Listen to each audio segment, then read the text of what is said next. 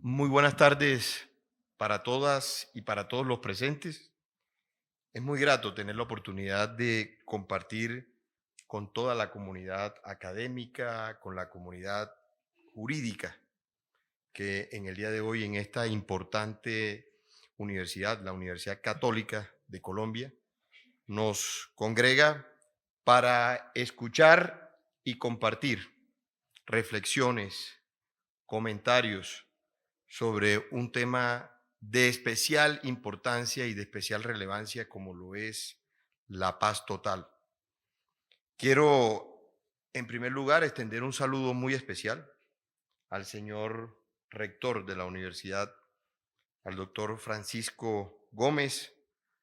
al doctor Carlos Rodríguez, vicerrector de la Universidad Católica,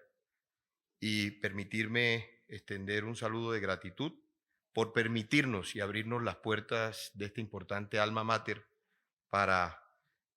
hacer reflexiones acerca de este tema, repito, de la mayor importancia en la agenda pública nacional. Quiero extender un saludo muy especial al doctor Eduardo Montalegre Linet, ex viceprocurador general de la Nación, ex magistrado de la Corte Constitucional de Colombia,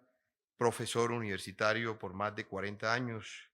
y ex fiscal general de la Nación. Un saludo muy especial, doctor Eduardo, y gracias por invitarnos a compartir unos comentarios en el marco de este importante tema, repito, como lo es la paz total. Tender un saludo muy especial a la doctora María Idali Barreto, decana de la Facultad de Psicología de la Universidad Católica. Extender un saludo muy especial a la doctora Paula Andrea Ramírez Barbosa, directora de posgrado de Derecho Penal y la maestría en Derechos Humanos de la Universidad Católica de Colombia. Extensivo a su señor padre, el doctor Gilberto, mi directo amigo.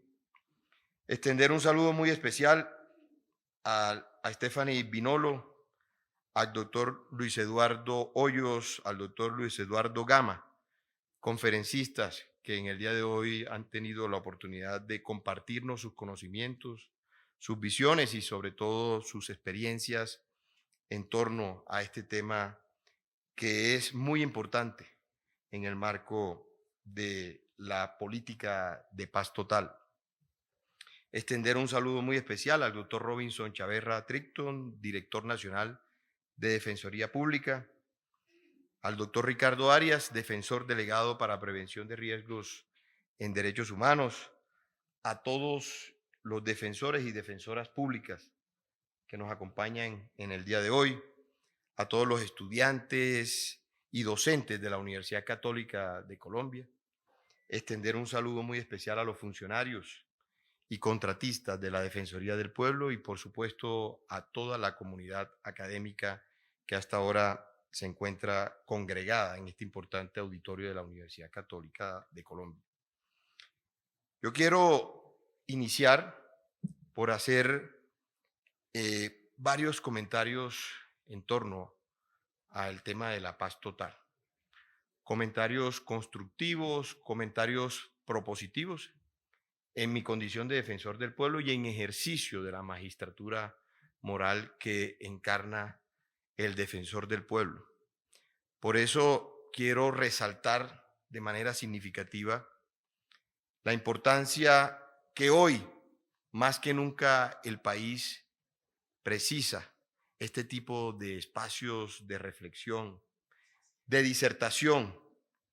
sobre este tema que tiene y que nos concierne a todos los colombianos individualmente considerados. Por eso este espacio de reflexión académica y este espacio de reflexión colectiva en torno a lo que significa como sociedad apostarle a la paz de forma coherente, con todas las sindéresis, con lo dispuesto en nuestra constitución política y, por supuesto, acogidos y ajustados a los estándares internacionales en la materia. Como defensor del pueblo, como garante de los derechos humanos individuales y colectivos de todos los colombianos, he trabajado y continuaré trabajando de forma clara e inequívoca por la consolidación de la paz de cara a los distintos contextos que el país vaya presentando. Es decir, es importante tener presente que tanto en tiempos ordinarios como en tiempos de transición y de diálogo con grupos armados organizados, el defensor del pueblo será por excelencia el primer y más eficaz gestor de paz. No se puede concebir la figura del defensor del pueblo de otra manera o de otra forma a la luz del mandato constitucional y a la luz de las competencias legales que revisten y que son inherentes al cargo. Así, los permanentes aprendizajes que como país hemos alcanzado durante los últimos 20 años nos han enseñado que la paz en Colombia debe entenderse como una invitación rigurosa a renunciar colectiva y deliberativamente a la violencia como forma de dirimir los conflictos, pero con la absoluta seguridad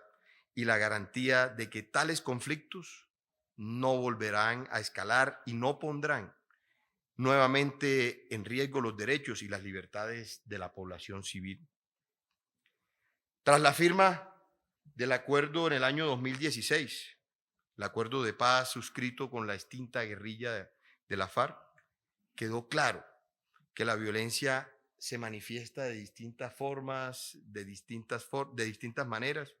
y proviene de distintos actores.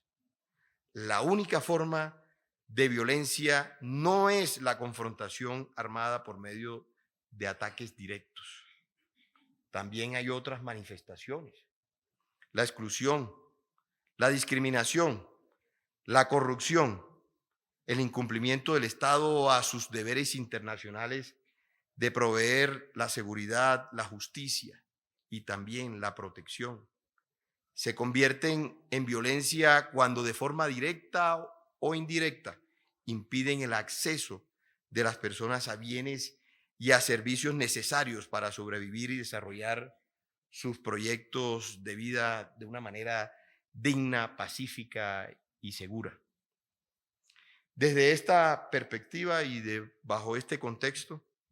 la paz se comprende entonces como un cese de las hostilidades, de la confrontación armada, especialmente en contra de la población civil, pero también como el resultado del compromiso evidenciable y continuo de las instituciones de gobierno, desde sus respectivas competencias, de proveer y de garantizar las condiciones necesarias para que los proyectos de vida puedan florecer de una manera y de una forma digna. En este sentido, apreciados asistentes, la paz incluye una apuesta de desarrollo coherente con las aspiraciones que en su momento planteó el acuerdo de paz para las zonas más afectadas por el conflicto armado.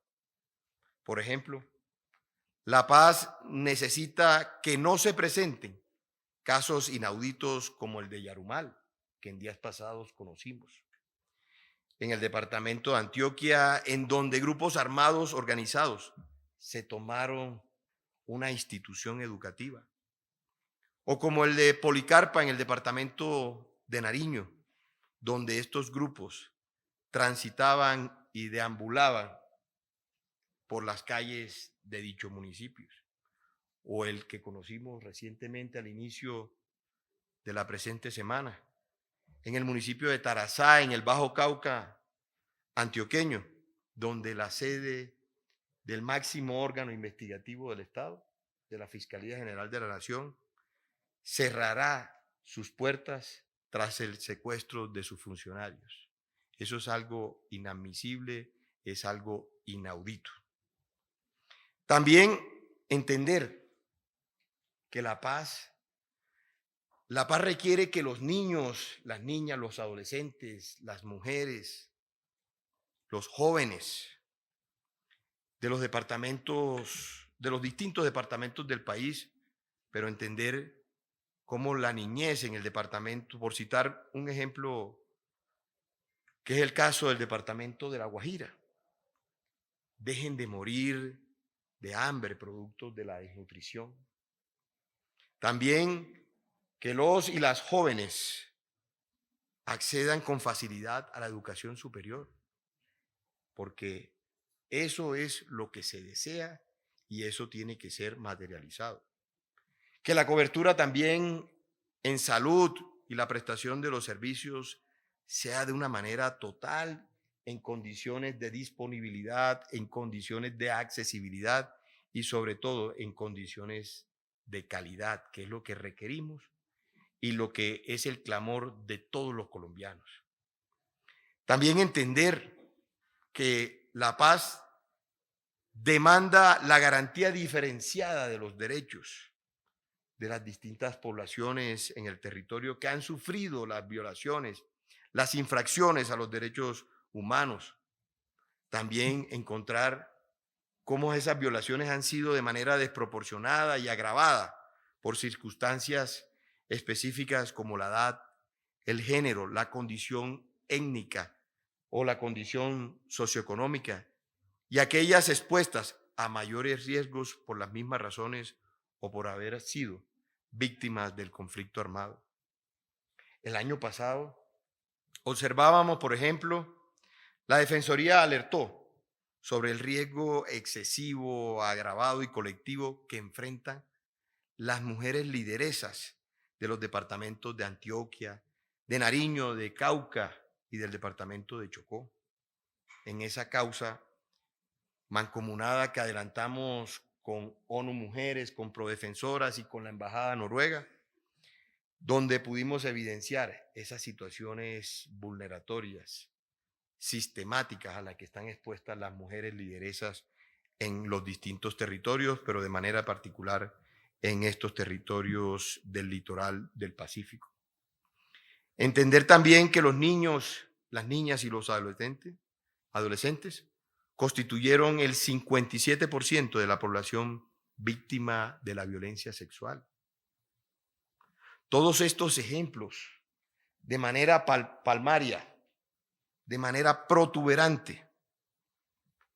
demuestran la afectación diferencial que han sufrido algunas poblaciones en diferencia frente a otras, en la garantía, en la protección y en la efectividad de sus libertades fundamentales.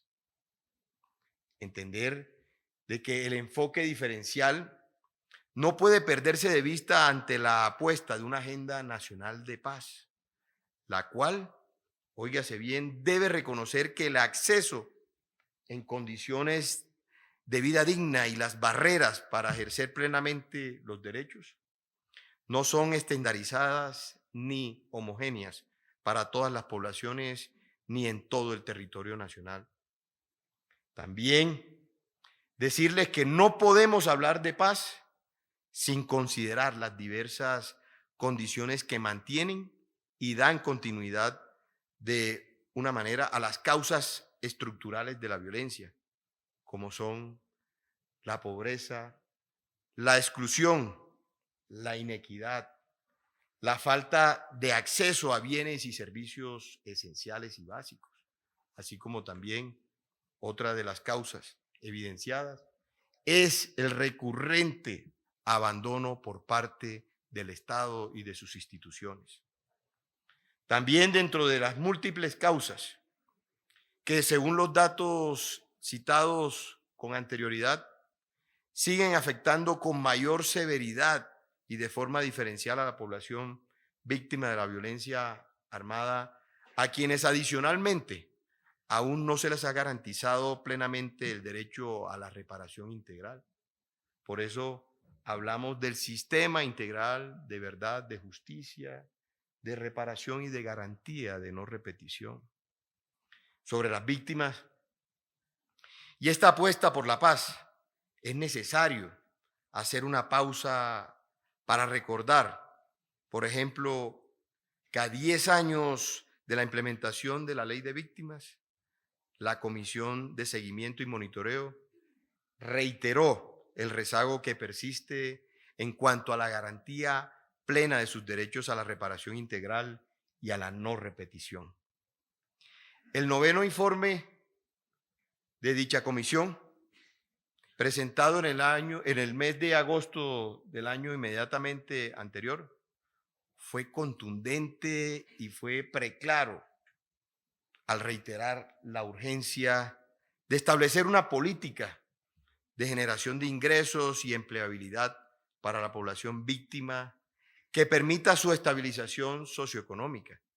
puesto que más de 4 millones de víctimas se encuentran en situación de pobreza,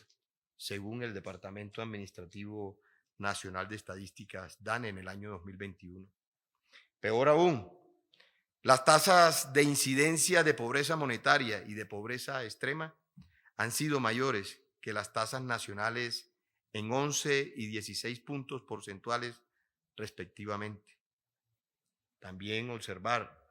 de forma similar, llama la atención que a 10 años de la implementación de la mencionada Ley 1448,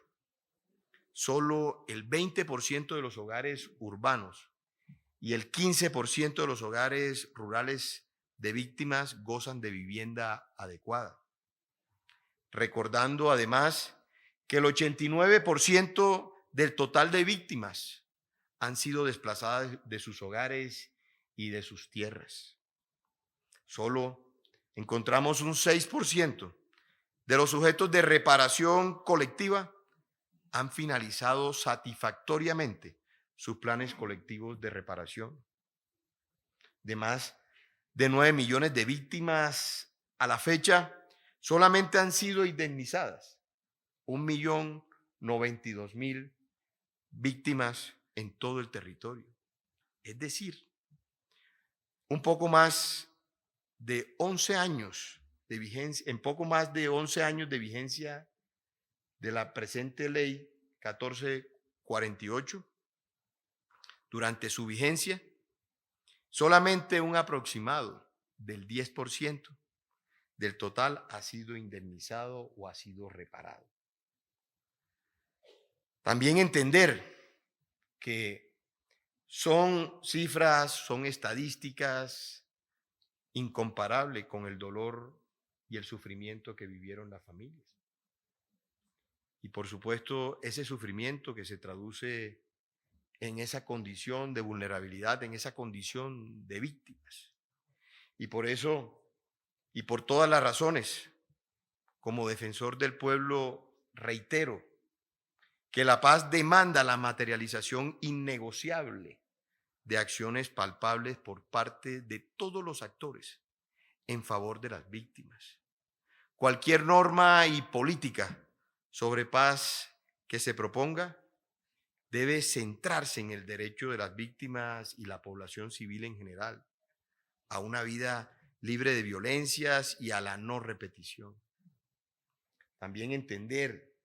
que la agenda de paz no puede ser indiferente, ni el gobierno nacional omisivo frente a la continuidad de acciones armadas indiscriminadas que violen el principio de distinción, victimizando a la población civil. Entender también la responsabilidad que tienen los distintos actores de la institucionalidad y de la sociedad civil. Tanto la misión de verificación de Naciones Unidas como esta entidad, hemos sido enfáticos, hemos sido inequívocos en manifestar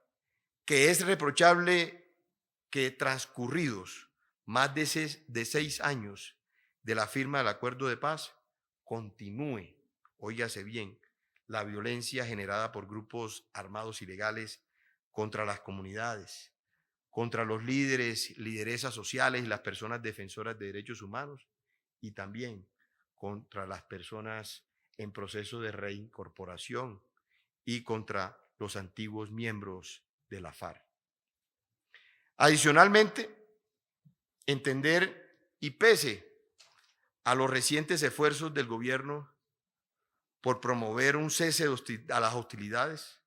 con los distintos actores armados organizados,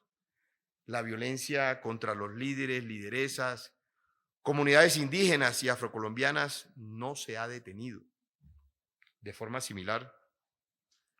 los ataques contra los operadores de justicia en los territorios han ido incrementándose. Las garantías de seguridad, porque es menester de la Defensoría del Pueblo velar por la protección, por la garantía y por la efectividad de todos los derechos, pero de manera particular del derecho a la integridad, el derecho a la vida, el derecho a la seguridad y el derecho a la libertad individual y colectiva. Por eso entender que las garantías de seguridad deben constituir una realidad para todos los ciudadanos en el territorio colombiano. La responsabilidad de protección y de seguridad recae sobre el gobierno y no sobre los y las ciudadanas. El deber de protección es del Estado y no de las poblaciones quienes han sido victimizadas de forma reiterada e histórica. Así, sería ilusorio hablar de paz en escenarios donde persiste el conflicto armado y las estructuras armadas ilegales, donde se han fortalecido en su disputa por territorios estratégicos, el cual o los cuales ha acrecentado la crisis humanitaria a nivel nacional. Sin embargo, el coraje y también la resiliencia de las comunidades, como los Agua en el departamento del Putumayo, nos recuerdan que hay comunidades que resisten pacíficamente en los distintos territorios. Pero no obstante, como se ha dicho de manera reiterada, no debería recaer sobre ellos, al menos no de forma exclusiva y privativa, la responsabilidad primera de construir la paz y salvaguardarse de la violencia. La paz demanda el involucramiento contundente de todos los actores, especialmente de quienes tenemos el deber de proteger y de prevenir nuevas violaciones e infracciones a los derechos humanos y al derecho internacional humanitario. Trabajando de manera mancomunada con quienes ya han recorrido cierto camino, que conocen el sendero y los cauces que deben tomar todas estas discusiones, todas estas deliberaciones. Sabemos que en el marco de esas conversaciones, de esos diálogos, siempre se presentan sobresaltos, siempre hay dificultades a las cuales son absolutamente prevenibles. Y tenemos que tener la capacidad como ciudadanos de tener la capacidad de reacción para seguir adelante frente a ese importante desafío, a ese importante reto como lo es la consolidación de la paz. También generar todos estos caminos, todos estos espacios, todos estos senderos de la mano con las comunidades y sobre todo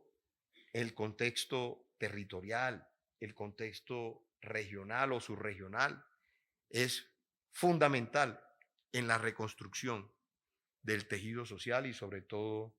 del principio de confianza. Todos estos esfuerzos son necesarios, son apremiantes por buscar la paz. Debemos construir sobre lo construido. Es importante partir de los acuerdos ya firmados y sobre todo de la exigencia por el respeto de los mismos,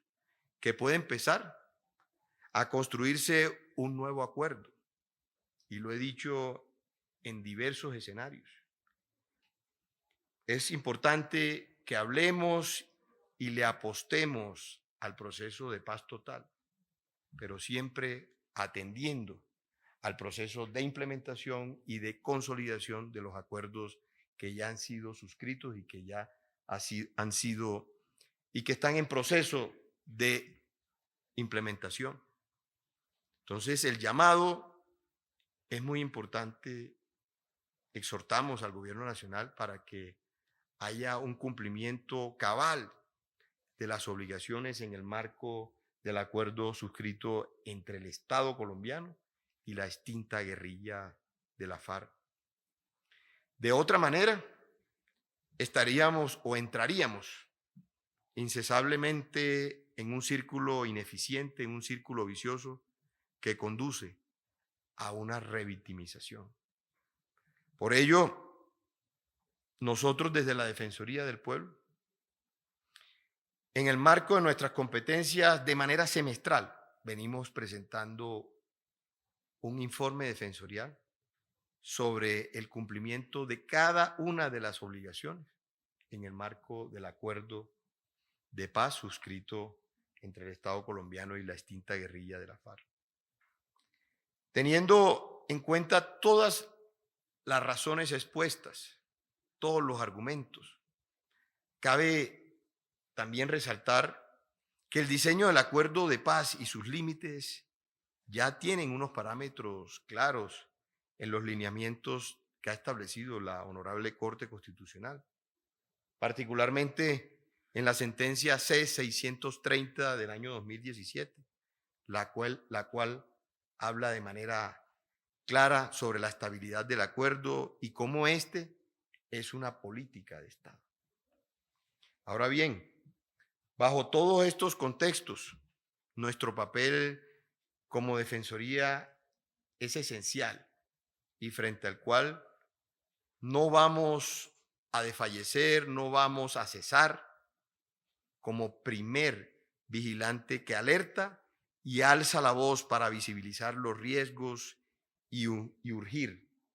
a las entidades nacionales y territoriales competentes para recoger y asumir cada una de las recomendaciones que establecemos como institución de derechos humanos en el marco de las alertas tempranas. Porque, como su nombre lo indica, alertas tempranas es para salvar vidas, para prevenir los riesgos advertidos. Por eso es importante decirle a todas las entidades, a todas las autoridades públicas del orden nacional y territorial, que es importante atender las recomendaciones para actuar, adelantar acciones de prevención necesarias atendiendo las alertas tempranas, para lograr así que haya una respuesta oportuna, una respuesta eficaz y una respuesta efectiva por parte del Estado en la prevención de cada uno de estos riesgos. También entender que la paz no puede ser ciega ante los graves impactos que sobre los derechos humanos de un gran número de comunidades campesinas, étnicas y urbanas ha ocasionado el conflicto armado y el crimen organizado. Por el contrario, debe redundar en acciones tangibles de prevención de violaciones a los derechos humanos y de protección humanitaria y sobre todo la garantía efectiva del derecho a la paz y los derechos de las víctimas. La paz total, óigase bien, empieza por el cese total de las hostilidades y el respeto por la población civil. No se trata únicamente de un cese al fuego, sino de un cese de todas las actividades que impliquen ataques a la población civil, como las extorsiones, las amenazas, los secuestros, la intimidación, el desplazamiento forzado, los confinamientos, el reclutamiento de menores. Si no se respetan los derechos humanos y el derecho internacional humanitario, no puede hablarse de hostilidades e inicios de la paz. Como institución de derechos humanos, recordamos que la legitimidad de cualquier negociación, desde los estándares de derechos humanos y derecho internacional humanitario, exige del gobierno y de los actores involucrados transparencia y claridad en las reglas de juego. Es importante destacar y por eso insistimos para que se continúe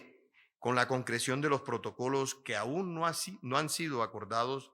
entre las partes involucradas, delimitando los ceses del fuego, el cese bilateral, aspectos fundamentales para comprender su alcance, los compromisos, los términos y condiciones específicos asumidos por cada una de las partes. Así,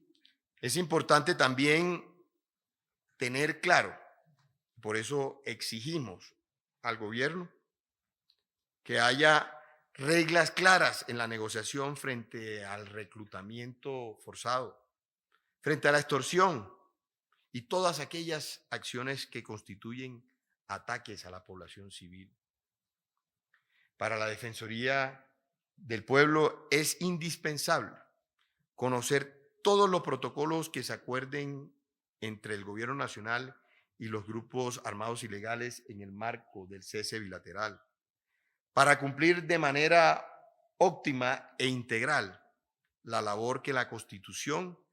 y la ley nos ha otorgado como verdaderos veedores naturales del cumplimiento de los compromisos del Estado en materia de derechos humanos y de derecho internacional humanitario, que además constituye una demanda legítima e innegociable de las víctimas y su derecho a la no repetición. Sería muy ligero y sería muy frágil una paz que desconozca el derecho de las víctimas a la no repetición, que no se respeten los estándares internacionales de derecho internacional humanitario, que demande con claridad el cese a las hostilidades y que en caso de que existan, permitan la infracción al principio de distinción, proporcionalidad y necesidad ante la confrontación armada y el despliegue de hostilidades por parte de grupos que de facto ejercen control territorial sobre poblaciones específicas. No sería tampoco sostenible una paz que ignore los padecimientos de la población civil ante el flagelo de la violencia armada. Sería impensable una paz si la percepción colectiva de injusticia, impunidad e indolencia persiste y se acrecienta en quienes ya han sido victimizados, pero también en el resto de la ciudadanía. Pensar en la paz así solo dará paso a avivar sentimientos de venganza y sentimientos de retaliación. Promover la repetición sucesiva de nuevos ciclos de violencia ante la ausencia de confianza por parte de la población en las negociaciones y en los acercamientos. Ese es el propósito medular de la Defensoría del Pueblo, generar espacios de diálogo a través del conducto institucional del diálogo social. Asimismo, a través de esos espacios institucionales, ante la credibilidad institucional, elemento también clave y determinante dentro de un proceso de construcción de paz y de reconciliación. La paz indudablemente es un anhelo y una aspiración legítima de toda la sociedad. Y por eso es importante adelantar acciones afirmativas encaminadas a lograr ese fin que está constitucionalmente respaldado, que está constitucionalmente amparado. Pero se hace necesario resaltar que el Estado debe seguir llegando a los territorios y no pueden abandonarlo. También quiero, por último, en mi condición de defensor del pueblo, reitero mi compromiso con la paz, entendida entonces como el resultado de gozar efectivamente los derechos a la vida, a la libertad, a la integridad, pero también y con la misma relevancia y trascendencia a la educación, a la recreación, a la salud, a la familia y a la vida en comunidad, a la convivencia, a la reunión y a la cultura. Desde esta perspectiva, reitero mi compromiso como facilitador y también como promotor del diálogo, pero también como principal veedor y vigilante especializado de las garantías y los derechos humanos de la población civil y de las víctimas de Colombia. También quiero aprovechar esta importante oportunidad, después de agradecer a las autoridades de este importante alma mater la oportunidad que me han brindado de compartir con ustedes unas pequeñas pero sentidas reflexiones sobre hacia dónde debemos ir frente a este gran propósito y a este anhelo colectivo de paz total. Y por eso quiero aprovechar esta oportunidad para solicitar a la Oficina del Alto Comisionado para la Paz conocer de manera oficial el protocolo establecido por el Gobierno Nacional y el Estado Mayor Central de las disidencias de la FARC en el marco del cese bilateral, con el objetivo de hacer seguimiento y monitoreo correspondiente, según nos lo establece la Constitución como institución nacional de derechos humanos. Una vez conozcamos los detalles del protocolo, desde nuestro sistema de alertas tempranas, procederemos a incorporarlos a nuestro ejercicio de monitoreo, de acompañamiento y de seguimiento en lo relacionado con este grupo armado ilegal, y estaremos atentos y dispuestos a que se presenten los protocolos con los otros 3 grupos armados ilegales con los cuales el gobierno decretó el cese bilateral. Repito, reiteramos el compromiso de la Defensoría del Pueblo para acompañar todos los esfuerzos de paz que viene impulsando el gobierno del presidente Gustavo Petro. Y reiteramos el llamado a los grupos armados ilegales a frenar cualquier acción que afecte a la población civil y a dar muestras genuinas, claras e inequívocas de paz. Muchas gracias.